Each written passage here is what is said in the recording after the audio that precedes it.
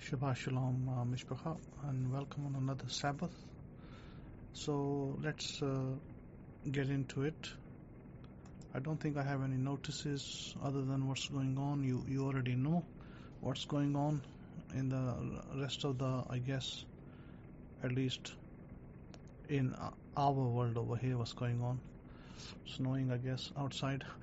That's what's going on in Ohio, but I'm not sure about your areas. However, political front, as you know, politics, politicians, lots of things happening, lots of new executive orders being signed, other things going on. And crypto took a little downturn this week. I think Bitcoin dropped quite a bit actually this past week. It dropped to, right now it's at 86,000, and what from, was it 100 and something thousand? So it dropped down to 86,000. I guess you could say people are profit taking in Bitcoin. When it went over 100, a lot of people started to take out the money, the profit they'd made, and maybe it is a good idea for those individuals who do that, because then they can buy it back, take some of their profit out and buy back at a cheaper price. Instead of paying $107,000, they can pay 86,000 or even less. There's more room for it to go back. There is room for it to go down further. This is, it's going to be a little bit shaky for the moment. At least for the next 3, 4, 5 months, going to be on shaky ground. But it will go back. It will go back to its heights again. But if you're a BTC holder, hold on. I would encourage you, on the other hand, if you're into crypto, I would encourage you to get yourself Solana, get yourself XRP, and there's a few others that start with XRP type coins, like I think it's XDN and SOL, Solana. I believe that they have a lot of room on the upside. I even see some people becoming millionaires with XRP. So your $1,000 investment in XRP could make you a millionaire in the next few years. Think about that. So coming back to our lecture in point, we are examining chapter 8, where Jesus, Yeshua, he was up on the Mount of Olives. The Mount of Olives is situated in Israel. It's in Jerusalem, right opposite the temple, where they claim the temple is built. It's right opposite there, facing from the Mount of Olives. You can see the Eastern Gate, or what's known as a Golden Gate. And here, when Jesus was with his disciples, we read, now early in the morning he came again into the temple, and all the people came to him, and he sat down and taught them.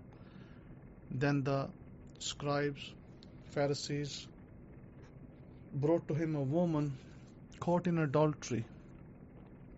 And when they set her in the midst, they said to him, Rabbi, this woman was caught in the adultery, in the very act. Now Moses, in the Torah commanded us that such should be stoned. But what do you say? This they said, testing him, that they might have something of which to accuse him. But Joshua stooped down and wrote on the ground with his finger, as though he did not hear. So when they continued to ask him, he raised himself up and said to them, He who is without sin among you, let him throw a stone at her first. And again he stooped down and wrote on the ground.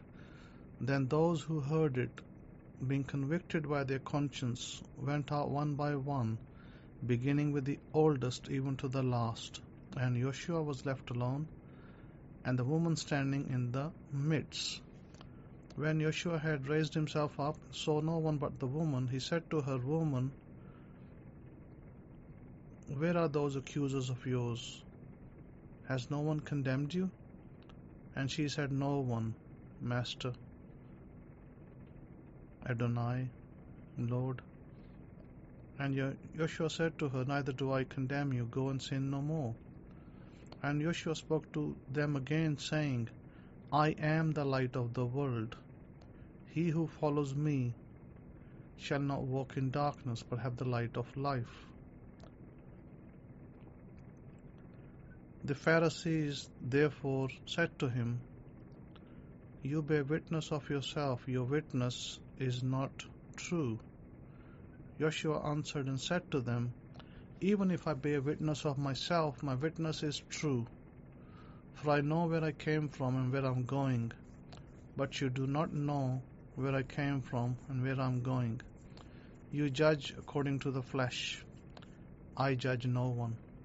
And yet if I do judge, my judgment is true. For I am not alone, but I am, or I with the Father who sent me. I am one with the Father who sent me. It is also written in your Torah that the testimony of two men is true. I am one who bears witness of myself, and the Father who sent me bears witness of me. Then they said to him, Where is your father? Joshua answered, You know neither me nor my father. If you had known me, you would have known my father also. These words Joshua spoke to the treasury while standing in the treasury, as he taught in the temple, and no one laid hands on him, for his hour had not yet come. Then Joshua said to them again, I am going away, and you will seek me, and will die in your sin. Where I go, you cannot come. So the Jews said, the Yehudim said, Will he kill himself, because he says, Where I go, you cannot come? And he said to them, You are from beneath, I am from above. You are of this world, I am not of this world. Therefore I said to you that you will die in your sins, for if you do not believe that I am He, you will die in your sins. Then they said to him, Who are you? And Joshua said to them, and by the way, this is from the Hidden Truths of Break Scrolls, 7th edition, available on Amazon and Lulu Press. And Joshua said to them, Just what I have been saying to you from the beginning. I have many things to say and to judge concerning you, but he who sent me is true, and I speak to the world those things which I heard from him. They did not understand that he spoke to them of the Father. Then Joshua said to them, When you lift up the Son of Man, son of Adam, then you will know that I am he, and that I did nothing of myself, but as my Av taught me, as my Father taught me, I speak these things, and he who sent me is with me. The Av has not left me alone. The Father has not left me alone, for I always do those things that please him. As he spoke these words, many believed in him. Then Joshua said to those Yehudim who believed him, If you abide in my word, you are my disciples indeed. And you shall know the truth, and the truth shall set you free. Now that's the famous words that you hear Christians utter. I hardly understand, or I should say, they hardly understand what they actually mean. Here, Jesus, in this chapter, first of all, they bring a woman to him and they make a claim that she was caught in adultery. The problem was that even though they claim that the woman is caught in adultery and it's a sin, but they have no witnesses. They claim they're caught her in the act, and they claim they are the witnesses. Yet where is the accuser? The man that she is supposed to be adulterous with. He don't exist. He's not there.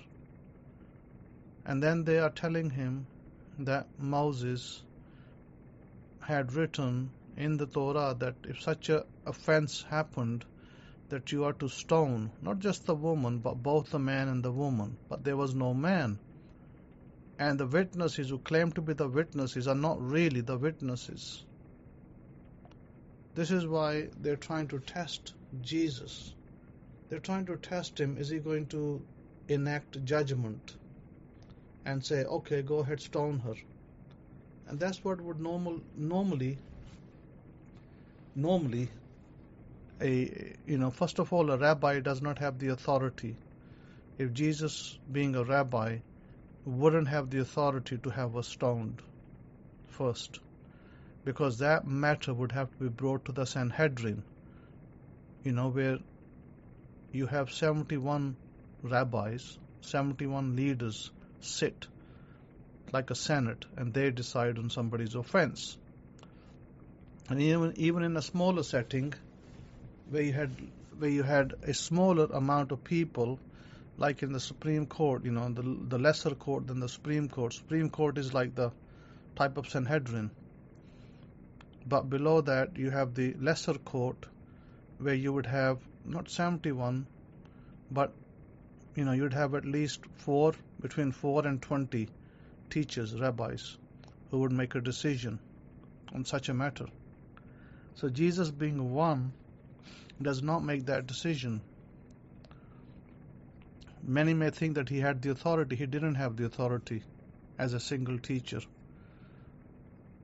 It doesn't matter what claims Jesus makes about himself, to be one with the Father, to be within the Father, Godhead.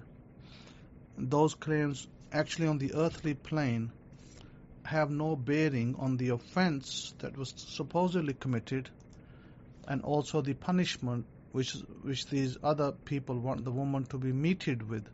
They really have no bearing on that. Jesus cannot tell them that go ahead, stone them, because number one, there needs to be a consensus of teachers. They're not there.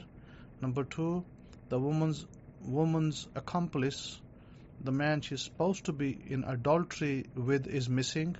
Number three, witnesses are not really witnesses. But if we look at the philosophical side of this passage, let's look at it. The Mount of Olives is opposite the temple, okay, where you could stand and look towards the temple. Interestingly, where is the temple? Well, philosophically speaking, the temple is your body. So if the temple is your body and you're looking at the temple, where are you looking from? Where are you looking from? Your eyes.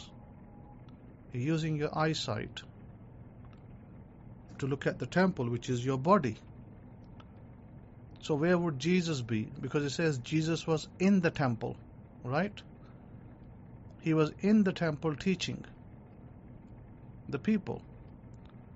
So what part of the body would that be?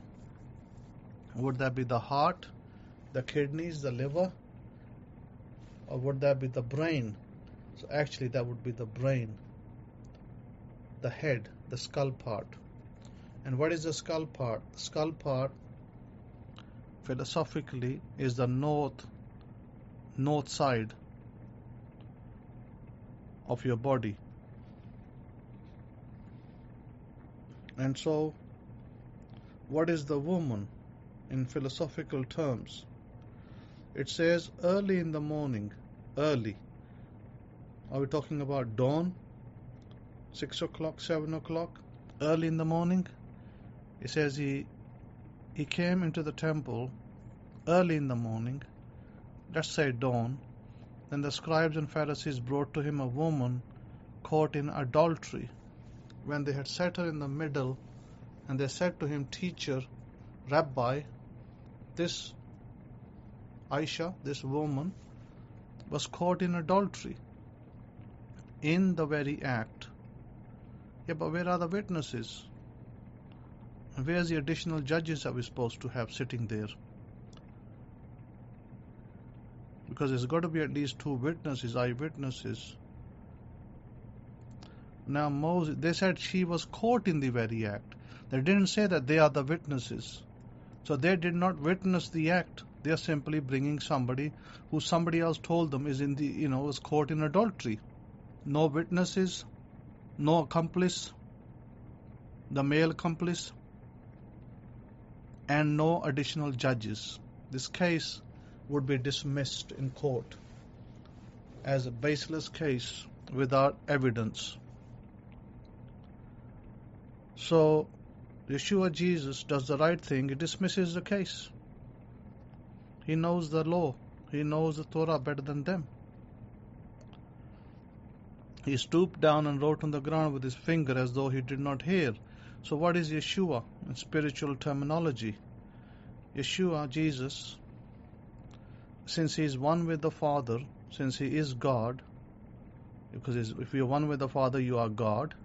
What are we told in the Bible? Be still and know that I am God. Okay? Isn't that what we are taught? Be still and know that I am God. Very interesting that we are told, be still and know that I am God. So, where do we read that? It's in the Psalms, right? Do we read that in the Psalms? Yes. Which Psalm do we read it in? Let's think about it. Let's look. Which Psalm do we read? Be still and know that I am God. Psalm 46 verse 10. Be still and know that I am Elohim. Be still and know that I am God. I will be exalted among the nations. I will be exalted among the Goyim. I will be exalted in the Eretz. I will be exalted in the earth. So, where is God? Where is God? Well, since we are already told to be still and know that I am God, God is within you. So Jesus is within you. And Jesus is the light of life. So, let's take the woman. Let's take a physical, external act. Like, for instance, something happens outside and everybody wants to condemn that particular event. What does that mean? Well, let's say that, I don't know, maybe a person had an accident, and let's say it was his fault, and in that accident he ended up killing somebody. Everybody wants to condemn him, like a group, and they want to punish him because he committed an accident and he killed somebody on the road, and we're all ready to judge. So what does Jesus teach over here? He says, do not judge. Because if you judge, you will be judged yourself. So what does that mean for us spiritually? What does it mean spiritually? Do not judge. If I'm going to judge something, that I'm acting as a judge, then I will, of course, be judged for events myself, and I'm creating resistance. You see, by judging, I am judging myself. I'm creating resistance in myself. I'm not being neutral. So philosophically speaking, I'm not being neutral about it. I am judging. I'm saying, well, I know better than you. So I'm not being neutral. I'm not relying on other people to give me feedback, other judges in the matter. So do not judge. If you wanted to manifest something, if you wanted to manifest a desire, let's say that the Pharisees and the Sadducees are simply thoughts, negative thoughts. Let's call the Pharisees and Sadducees negative thoughts.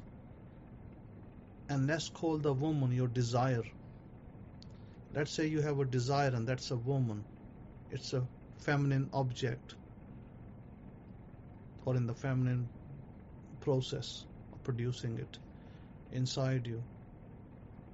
So if the Pharisees and the Sadducees are negativities in your mind, and they come to you whilst you're trying to manifest your object, then you will fail.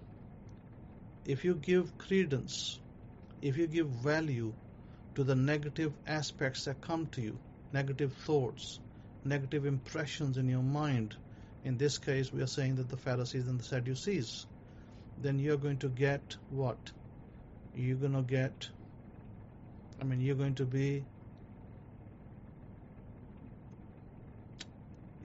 be failing in your manifestation, because you're allowing negativity to overwhelm you, because you're allowing negativity to make decision or judgment. You're not allowing the natural course of events to take place, which naturally would be that you have set a desire, and your desire is to manifest something in your life, whatever that something is, whether it's money, a relationship, health, or something else. And you are now with that negative desire, so not negative desire, negative thoughts, you are preventing the desire from fruition. It's going to take longer for it to become fruitful because of your negative desire, negative thoughts. And then, since you should know that you are God, meaning that you should know that God works within you, God is in you. God's not going to come down to us like an angel and speak to us. God will speak to us within us in a dream, in a vision, or perhaps through an angel outside. We have angels assigned to us. So God is within you. This is why Jesus makes the statement, I am the light of the world, and you are light of the world. So if you have God within you, working in you, then you also are the light of the world. Why? Because through that light you create things. You create your desires. And we are manifesting all the time. Even if you have negative thoughts, you're still manifesting. But you may not manifest what you desire. Your main purposeful manifestation might be delayed. You may not get that, but because of the negative thoughts, Pharisees, Sadducees coming into your head, this spiritual assessment that we are doing means that because you're allowing the negative thoughts to be coming into your head and allowing you to focus more on the negative thoughts, then your main desire is, of course, suppressed for the time, or delayed. Let's call it delayed, which is the right word. But you start manifesting other things. So what does negativity manifest? Well, let me give you an example. Very simple example. If you're a married man or a woman, if you are a married man, maybe your wife becomes, she starts to become upset with you, scolding you down. Maybe if you're a husband to a wife, maybe your husband becomes aggressive to you, and saying or doing bad things to you. That is because your negative thoughts created that event. The negative thoughts created the event in which, instead of bringing your desired reality, which might be a car, money, health, a relationship, a great relationship maybe with your present husband, wife, that you actually ended up making it the wrong type of relationship. Why? Because you allowed the Pharisees and the Sadducees, in other words, the negative thoughts, to enter your life, to be dominant thoughts in your head. Remember, thoughts become things.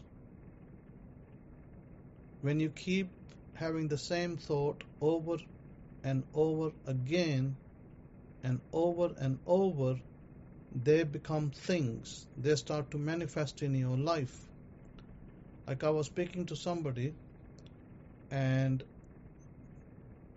back home, and they said to me that they went to a wedding and they took their money that they had on them. It was, something like $120. They had $120 on them. They didn't leave that money in the house. They took it with them. But the person had a fear. And what was the fear? That the money might get stolen in the house, in her house, where she left from to go to another house, another property where the marriage was taking place. But what ended up happening, the money was stolen, not out of her house, but in the wedding house. Somebody stole the money from there. So I said to the person, well, since your intention was already set, your intention was set that your money is going to be stolen. Let's not color it any other way. Let's color it right. No point crying over it now, because you set the intention. You set the thought rolling. Your negative thought was, and of course everything manifests, right? What was your negative thought? Let's call it just a thought. Her thought was that her money will be stolen. So whether it got stolen from her house or from the wedding house is irrelevant. The main thought was the money will be stolen. That was her fear. And fears manifest very fast. And so her fear manifested and the money was stolen. Now she's sitting there crying about the money. But I said, why cry now? Because you manifested it. You manifested your desire. Maybe, it seems really bad to say it. It does seem bad for me to say that. But at the same time, maybe you should be happy that you manifested your desire of money being stolen. Now, how do we switch it around? Well, very easy. And most people don't know how to do this, so they keep on crying about it. So rather than crying about it and whining and complaining about the economy and lack of jobs, that's what most people do, So they cry about lack of jobs and money and, not getting employment. Whilst the problem is not the economy, the problem is the person's interior. Internally, when you continue to think that the economy is bad, well, guess what? The outside world will reflect itself. Now you're starting to see that they're starting to lay people off in different companies. They're starting to size down. It's because that's what you believed in the first place. But what if you believe that the economy is great? What if you believe that you are a highly valuable person? What if you believe that your skills are extremely in demand? Then guess what would happen? You'll start to see that jobs are being created in that very environment in which you want to be placed. And your thoughts are creating that environment within you. Because the world is plastic, the world is hologram, it's a matrix. We are creating the matrix. And when you think to yourself that, hey, I'm a very valuable person, I have highly valuable skills, I'm a high caliber engineer or a doctor or a lawyer, then guess what? Your resume, your CV hardly goes out there, and you got companies chasing you for work. Why? Because of your internal. Because internally you believe that you are highly valuable. You have very valuable skills. And you might think, oh well, Rabbi, but Kohen, but, there's no buts. I'll prove it to you. When, back in the day, I was in New York, I was working in downtown New York, near Manhattan, in a company that dealt with the stock market as a senior engineer. And I had to go back to UK because my son was very sick, and the doctors had said that he had a terminal illness. And so my wife was bawling her eyes out over that, and I said to her, listen, don't worry about it. God will take care of things. But so I had to go back. And then she said to me, my wife said to me, well, if you give up your job, I was earning good money. She said, if you give up your job, then how are you going to find more work? And you know what I told my wife? I said, I got a dozen jobs lined up. I will have, I told her, I said, I will have a dozen jobs lined up. As soon as I land, I'm going to have jobs lining up for me. I have such high skills that people are going to be chasing me for work. I don't have to chase them. That's how confident I was before I even gave up my job. And you know what my manager said? In New York, he was a Chinese man, good man. And the Chinese manager said to me, Simon, if you ever want to come back to America, I know you have to go because of your son is ill, but if you ever want to come back, just call me and I'll have a job for you here. That's how highly skilled. That's not because of my high skills. It wasn't because of my high skills, it was because of my thought process. Because I knew that I was very valuable. I told myself I'm a very valuable person. I'm highly skilled. Those things ran in my mind all the time. And I may have been the worst software engineer in the world. Let's just say for a second. I may have been the worst software engineer in the world. But what did my thoughts say? My thoughts said that I was highly skilled. I was very valuable. And what did it reflect on my outside world? My manager saying to me, if you want to come back, just phone me. And as soon as I arrived in London, I had companies lining up with interviews. And the very same day, and I'm telling you this as a matter of fact, the very same day, within the half a day, I arrived at 11 o'clock. In London, I arrived at 11 o'clock. I told my brother, my younger brother came to pick me at the airport, Heathrow Airport, and I told him, take me to the city, London. I have job interviews there. I had 2 interviews. I had an interview with Bear Stearns Bank, which is no more now. I had an interview with Nomura International Bank, top banks in London.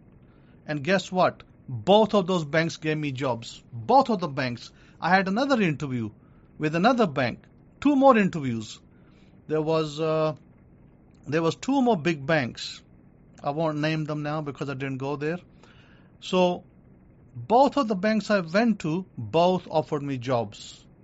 And I took up a $100,000 salary job at Nomura International. Okay? What does that tell you about my thought process? Versus your thought process that keeps saying, oh, economy is bad. Oh, people are being laid off.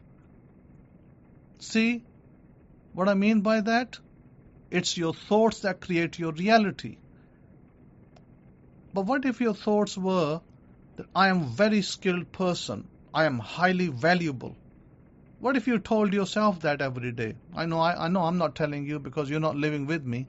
If you were living with me, I'll tell you that. I'll tell you that you're highly skilled, you're highly valuable. You're a very valuable individual. I would tell you that if you were with me. But since I'm not there, you don't live with me, You didn't wake up in the same house with me. Then why don't you tell yourself? I know, maybe your spouse, maybe your wife, if you're a man, or if you're a woman, maybe your husband, maybe they don't tell that to you. Or maybe your brothers and sisters, if they're around you, your cousins or whoever, aunties and uncles, maybe they don't tell that to you because they're jealous of you, because they envy you, or because they don't want you to succeed in life. Okay, fair enough. But what about you? When you stand in front of that mirror every day, why don't you tell yourself that you are a great, whatever your skill is? Engineer, lawyer, doctor. I'm a great doctor. I'm the best lawyer in town. I'm a highly skilled engineer.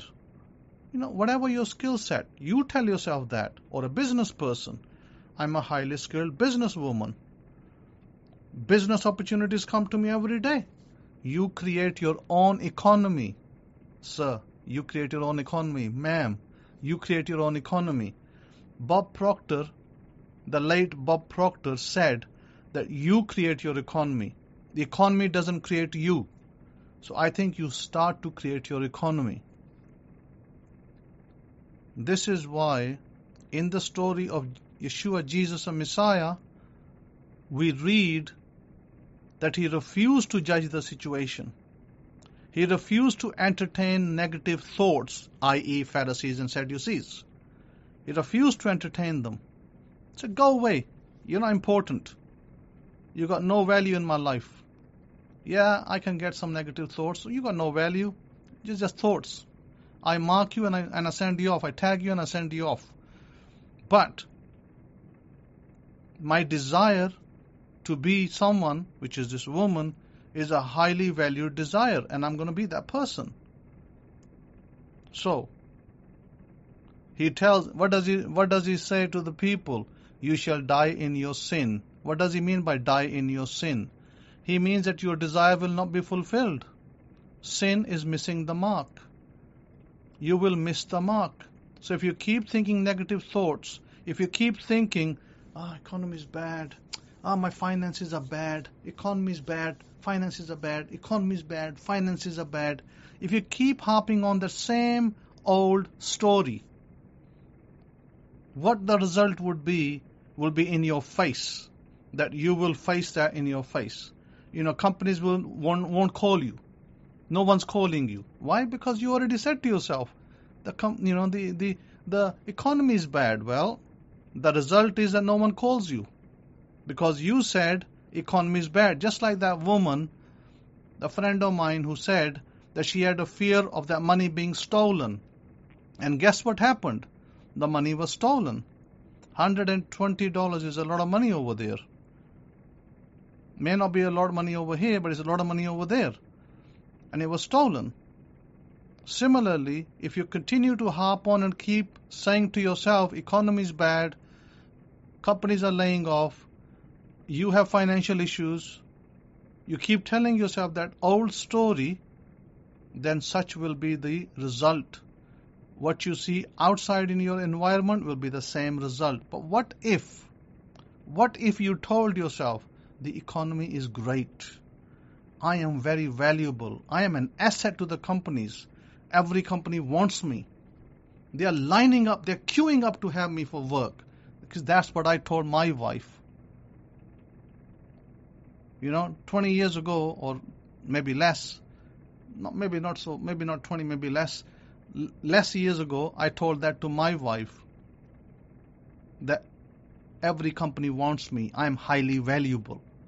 Don't you worry about any jobs. Jobs will be lining up for me. I won't line up for jobs. Jobs will line up for me. And honestly, I tell you today that several banks lined up to employ me in London. I even worked for Goldman Sachs. Let me tell you that today. Yes, I worked for Goldman Sachs in Fleet Street, London.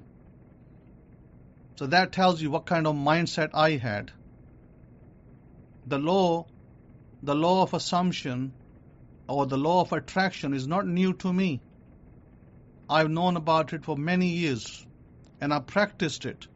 But only thing that I didn't know was how to practice it properly.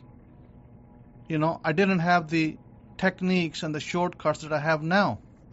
I didn't have those. I read books when I was, learning this, I read, whose book I read? I don't know where I got it from. Just, when you want something, things will come to you. I wanted to understand it, and I got the book of Norman Vincent Peale. He was a pastor in the U.S., and there was a little book, a small booklet. It wasn't thick, it was really small. And I don't know if I got it from the library or where I got it from. I don't remember, because I'm talking about the days when there was no internet. I just don't remember now how I acquired that book. Anyway, I acquired that book, Norman Vincent Peale. Google Norman Vincent Peale. And he talks about the law of attraction. He talks about what he calls imagination is imaging. He calls it imaging. Anyway, he was talking about imaging, how in his church, he used the imaging or imagination to pay the church's bills. They had a huge church bill to pay. They all sat there and imagined that the bill is paid, and it was paid by the grace of God. Okay? So, if you have access to it, maybe read his book. Maybe you can download it from the internet. Maybe free today you can download it. Norman Vincent Peale. So I read his book. And I was like, but I didn't understand all of it. I was like a little confused of how to use it, because he didn't give a method. He doesn't describe like Neville Goddard. Neville Goddard gives you methodology of how to use your imagination. But Norman Vincent Peale did not give any methodology. He just spoke about events happening in the churches and with other pastors around him, and how he, used his technique to help himself and those people around him. But it was an interesting read. And so, there was a couple of other books that weren't exactly famous titles that I read. But again, my knowledge on, to be honest, I'll be honest with you, my knowledge on manifesting back then was very small. I only knew that I have to write my goals and look at them every day, and they will come to pass. I only knew that. And I did that religiously every year. And those goals did come to pass, although they took their time. They took their sweet time, because I did not know how to imagine. I was devoid of a teacher who could teach me. I didn't have a mentor. And if I'm your mentor, I'm able to teach you. If somebody had told me back then, hey, Simon, this is how you do it, honestly, my journey to manifesting would have been 100 times faster. So therefore, if you are trying to manifest your desire, your life, I can help you with that. You can write to me. I'm happy to help you. I'm not asking you for money. I'm happy to help my students succeed in life. But I want you, whoever you are out there, to never say to yourself the economy is bad ever again. Never say to yourself any negative words like that. Don't listen to the media that talks about it all the time, because the media is meant to do that. Guess why? The school system is meant to do that too. Guess why? Because they want to keep you enslaved.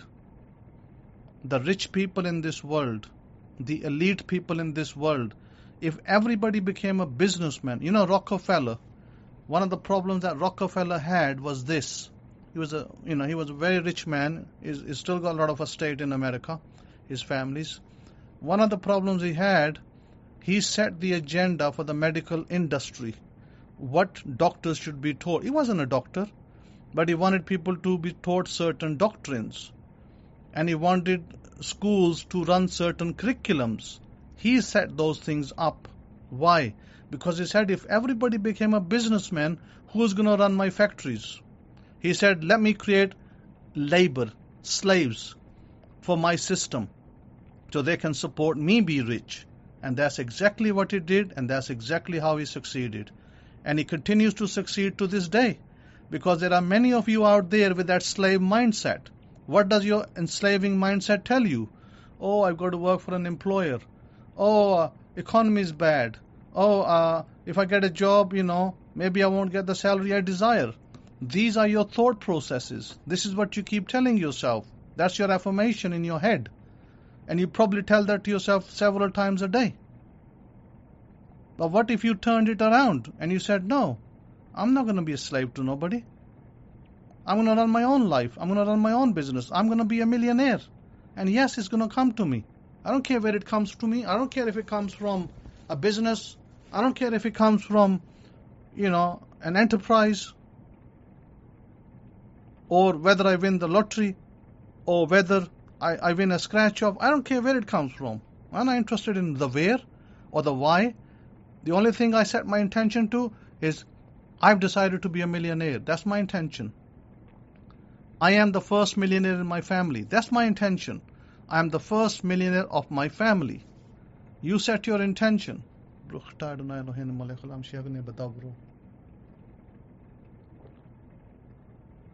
And when you set yourself the intention, do you really care what others think? You never talk negative to yourself. You keep telling yourself, everybody loves me. Every company wants to employ me. If you want to work temporarily, like, you're trying to be something else, a businessman, entrepreneur, you want to have a passive income every month, $10,000 plus, and until you do that, maybe you work for a short period of time, and you're telling yourself what? You're telling yourself, I make $10,000 a month. I make $10,000 a month, but at the same time you tell yourself that for the temporary I will work for somebody and then I will run my own business. But I'm making $10,000 a month easily and effortlessly. You write a card. This is what I will encourage you to do. Write a card, and just an index card. And if you don't have index cards, no problem. Take a printer paper, cut it into an index card shape, and write on the white piece of paper, I make $10,000 a month, easily and effortlessly. And maybe a couple of other of your goals on it. Whatever, you want to buy a particular car, write the car. Buy a particular house, write the house. I have a 3-bedroom house, wherever that's supposed to be, New York or wherever else. New Jersey, New York, Connecticut, wherever. You want to have another house. You want to be a businessman. You want to be a successful businessman, businesswoman. I'm a successful businesswoman making $50,000 a month. You write it. But in the meantime, you say to yourself, because you have a certain skill set, maybe you're an engineer, maybe you're a doctor, maybe you are some other skill, a nurse, and you say to yourself, but for now, temporarily, I will work for somebody and then I will branch into business. I will continue to learn and branch into business. And so what you do is you write down on your piece of card those 2 or 3 goals. And every day, before you go to bed, you take that card to bed with you and you put it under your pillow. And when you read that card before you go off to sleep, and while you're sleeping, you're visualizing you being that person, that future self of yours. And when you wake up in the morning, you're in alpha state, and you're in theta state rather. You're in theta state at that time, and you're visualizing again the same thing. You're reading that card, that 2 or 3 goals you've written. You're reading that card because you carry that card with you religiously. You carry it with you like your credit card. You carry it with you religiously. And if you sit on your table, you have your card there. If if you're going to bed, you have your card there under your pillow. If you are, on your table having dinner, you have your card there. You carry the card everywhere, religiously. Bob Proctor carried the book Think and Grow Rich with him religiously for 50 years. He kept reading a part of the book, maybe 1 page every day. Maybe the same page, maybe different pages. Every day he read a page. He made it his habit to be positive all the time and to be successful. And he was very successful. He became a multimillionaire from just a janitor. So, yes, you can too. What did Jesus say? You are the light of the world.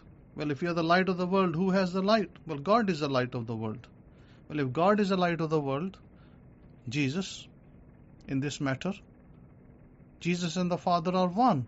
So you are one with the Father. So why do you sit down and when you meditate, you say, be still and know that I am God. God told us that in the Psalm 46. So I encourage you to do this exercise every day religiously. Remove all your negative thoughts from today onwards. Don't ever tell yourself the old story that, economy is bad and the jobs are there are less jobs out there and there's more competition. Forget about all that nonsense. Start giving yourself the new story. What is the new story? But let me tell you something else of secret today. Now that you asked me, let me open up the secret to you. Every one of you has angels assigned to you, at least 2 angels, or more for some others. You have at least 2 angels assigned to you. If you read Psalm 46 every day and Psalm 61, that's Psalm 46 and Psalm 61, read it every day religiously, and then ask your angels, declare to your angels what you want. Your angels, who are they? Well, let's call some archangels. So call some archangels. Uriel, angel Michael, Uriel, call them. Gabriel, angel Gabriel, call these angels and tell them what you want. Because some of these angels are assigned to you. And those angels will respond to your call. Yes, God created them for you. They will respond to your call. Tell those angels, hey, my angels, and by name, Michael, Michael, Uriel, go and make sure, go, I declare to you today.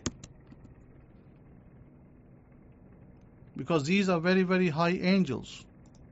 These are not, these are not small angels. Raphael, Michael, I summon you. I command you, I declare to you today that I'm a highly prosperous being. I'm a very valued person.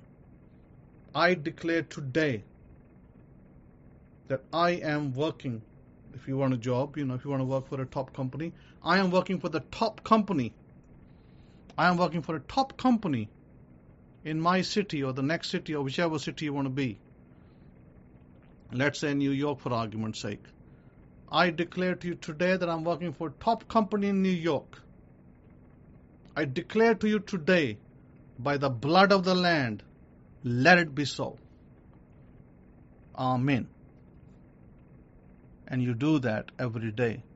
Psalm 46, Psalm 61. And it doesn't have to be just for a job. It could be for a business. It could be for a health issue. It could be for, depression, broken heart, bad relationship, anything. But let me give you another secret. The other secret is, don't do this prayer in the daylight. Do this prayer at night. In the moonlight. The moon is very powerful. The moon is very, very powerful. I came across a woman, I think on YouTube or somewhere, or TikTok maybe. There was a woman. She's alive today. She's 141 years of age. Yeah, let me repeat that. 141 years of age. A woman who's alive in Africa. I believe might be Nigeria. I might be wrong about the country. But she creates, she harvests herbs. And she uses those herbs for medication or for health. And she uses them for herself and her, her well-wishers or students.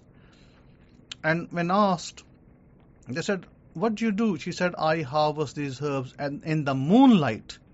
But she never explained why in the moonlight. And nobody asked her why in the moonlight. Let me tell you why she said that, because some of us have knowledge of these things more than others. The moon is very powerful, very, very powerful. it has got more manifesting power than the sun. The sun is fire. The moon is water.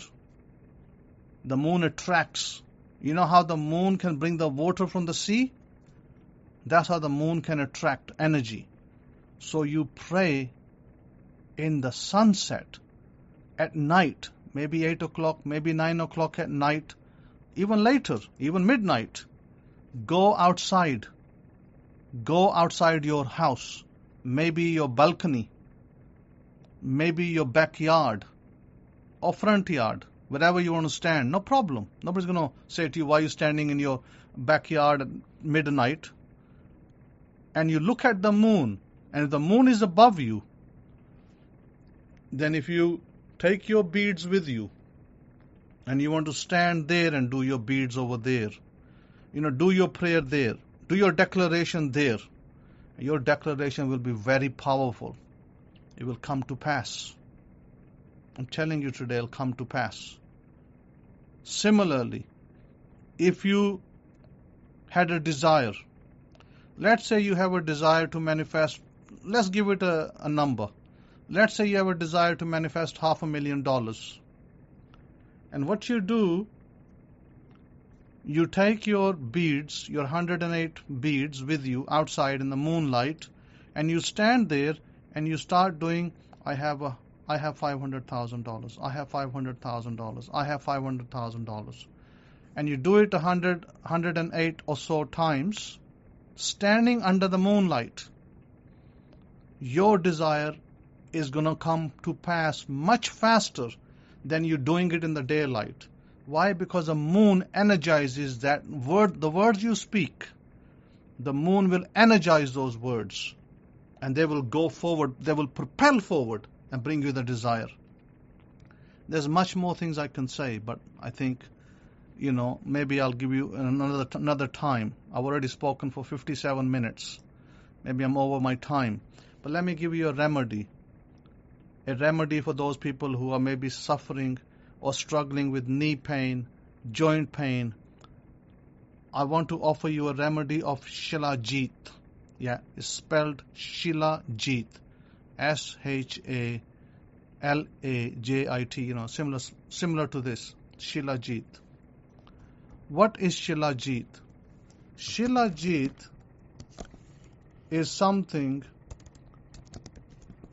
is Shilajit.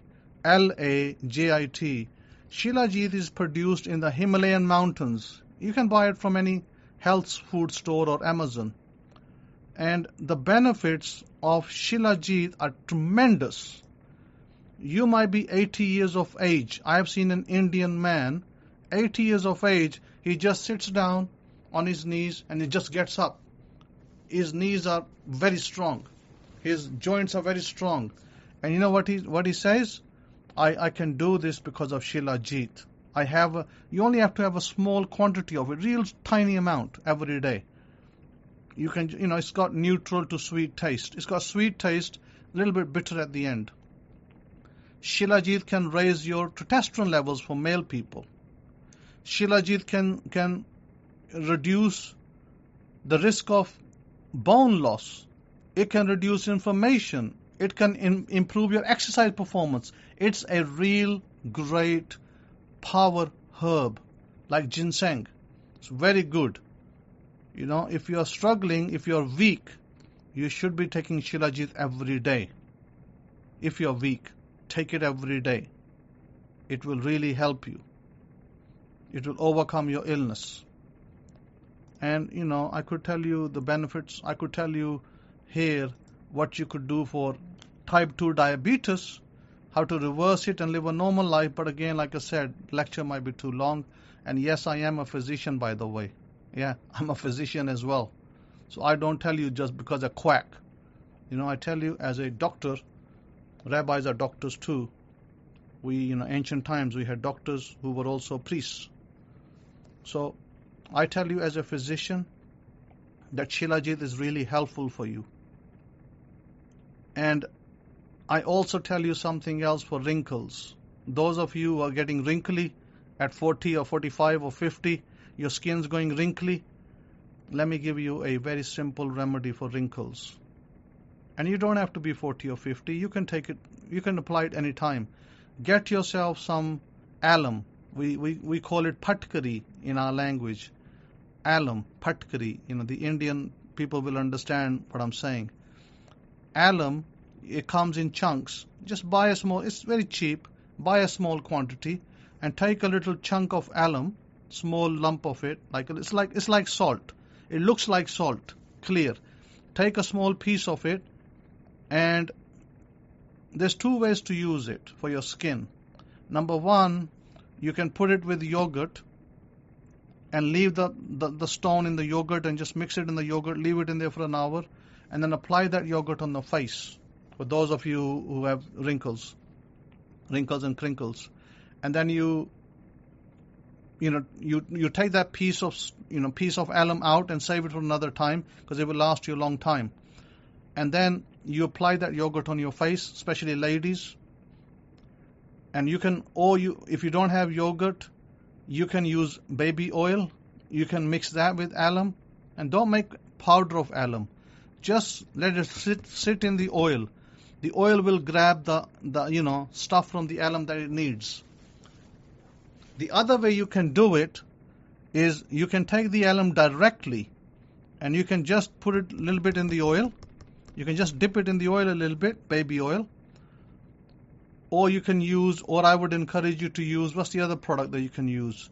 Jamaican castor oil. So you can dip it in Jamaican castor oil and then apply it to your face, to all of your face, your cheeks, cheekbones, your forehead, wherever your wrinkles are. Apply it there. It will tighten up your skin. It will get rid of wrinkles. No need to buy expensive laser machines. No need to go for expensive laser treatments in salons. You could do it in home yourself. Okay?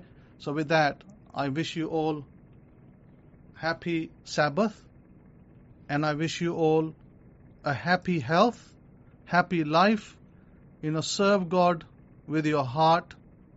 Serve God with all your might, with all your strength. And God is there for you. God loves you. Jesus loves you. Jesus never said no to anybody. Jesus is there for you. Yeshua is always there for you, no matter what. No matter what, He's always there for you. Pray to Jesus. But remember what I told you, the act of prayer and where to pray and how to pray. Declare it in the moonlight, and your prayers will be much more powerful. Look out for those days when the moon is showing itself. Like today, today or yesterday, midnight, I couldn't see the moon outside. It was totally cloudy. So, try to find a day when the moon is shining bright. Then, it'll be great to pray and powerize your prayers. And then what you do is you take a note, any note, $10 note, $20 note, $50 note, $100 note. Let's just take a $10 note. The smallest is $5, but let's take a $10. Take a $10 note, put it outside in the moonlight for about 2 hours. Charge it. Once that note is charged, you can now do some meditation with that note. You can put that note in your wallet. Don't use it. Don't give it to nobody. Don't use it. That note is now charged with the energy of the moon.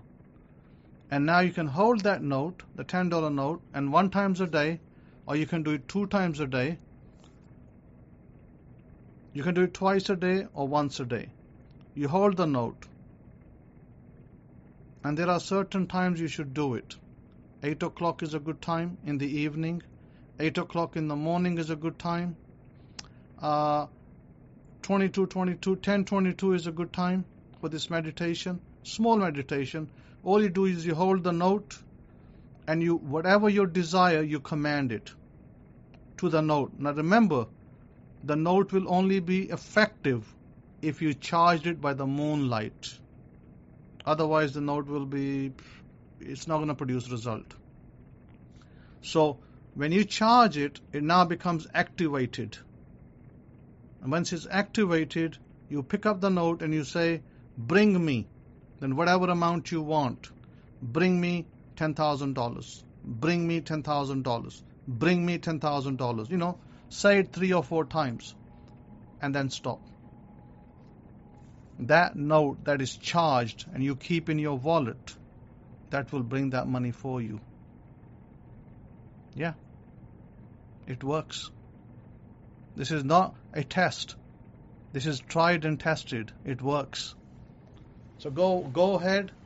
You have my blessing to manifest all the money you desire, and speak positive words about yourself.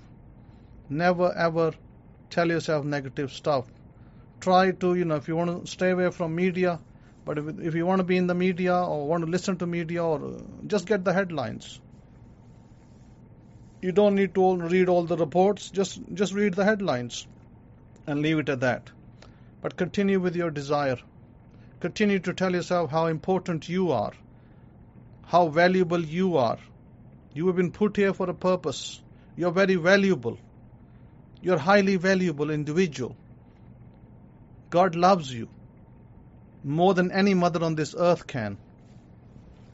God loves you more than 1,000 mothers on this earth. So, you're a loved individual. God loves you. Jesus loves you. Let that sink into your head. And let yourself go out there and be successful. Live a long, beautiful, healthy life. Prosperous, healthy life. Make a difference in the world. Do something. Leave a legacy. With that, I bless you and I say shalom, shalom to you. Have a wonderful Sabbath. Shabbat shalom to you.